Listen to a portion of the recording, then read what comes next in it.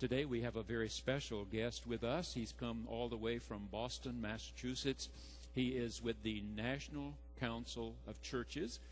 They have instituted a new award that they're making to a few congregations across the entire United States, and he's come to make such a presentation to the Boston Avenue Church. Mark Karras. Mark, welcome. Please. Thank you, Dr. Biggs. As Dr. Biggs said, my name is Mark Karras, and I am on the Interfaith Relations Commission of the National Council of Churches, where I represent the liberal branch of the Religious Society of Friends, or Quakers, one of 36 Christian communions in the country that are connected through the National Council of Churches. Our commission is tasked to think theologically in an ecumenical setting about interfaith concerns, as well as to give direction and recognition to local congregations around the country for their good work in this area. I am happy to be able to be with you today, this morning, on behalf of the National Council of Churches, to present an award recognizing national leadership in interfaith engagement to this congregation. As someone who grew up in Tulsa, I was very proud to learn that one of the 5 recipients around the country in this inaugural year was from Tulsa. I should also mention that I was not on the particular subcommittee that deliberated and gave the award, so you had no special assistance from me. You won this award solely on your own merits. In all of the materials that the Commission received about this church, the statue of Muslim, Jewish, and Christian children playing together that was installed to honor the 25th year of Dr. Biggs' service was mentioned prominently.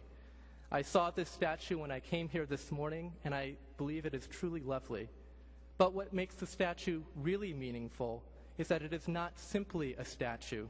It is truly reflective of the tremendous amount of interfaith work that this congregation has been doing for years. It seems to be a fully integrated part of your community instead of merely a passing concern. I am privileged to take part in these dialogues at a national level, but everyone who sits on these national boards knows that it is at the local level where interfaith dialogue truly matters. It is through deep, sustained relationships with mosques, synagogues, and temples of all varieties that real bonds of friendship, respect, and understanding are forged. And those local bonds, more than any other national dialogue, are what changes people's lives every day. Because at the end of the day, God calls us to be in community with all of creation, not just with other Christians, but with everyone we meet. And where is community other than in our own neighborhood? And so it is with great pleasure that the National Council of Churches has decided to lift up local efforts that have been going on for years and give them the recognition they deserve.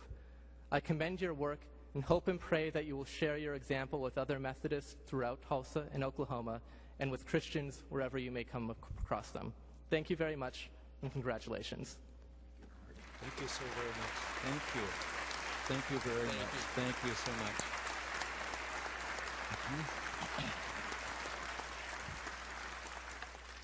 I'm passing this certificate along to Vicki Langston. She chairs this wonderful group of people who help us to be in interfaith dialogue and trialogue, as well as communication with other religious bodies in the community. We are grateful that Debbie Peterson helps our middle schoolers be involved in trialogue, that Audra Fogel helps our senior highs be involved in trialogue, that Dr. Kroll has chaired the community for the last 5 years that puts together adult trialogue groups. They meet 3 times every winter. We'll be telling you about those upcoming meetings soon. You know that we believe with all of our hearts that one does not have to water down one's own faith to talk to people from other faith communities. We do not have to be less Christian or less United Methodist in order to sit at table and eat with members of the Jewish community or the Muslim community. We know that we need the best Christians at that table we can have. We need the best Jews at that table we can have. We need the best Muslims in our community at that table. So, Mr. Karras, thank you for coming all this way. We are truly honored and blessed by our knowledge of and our sharing with these other faith communities.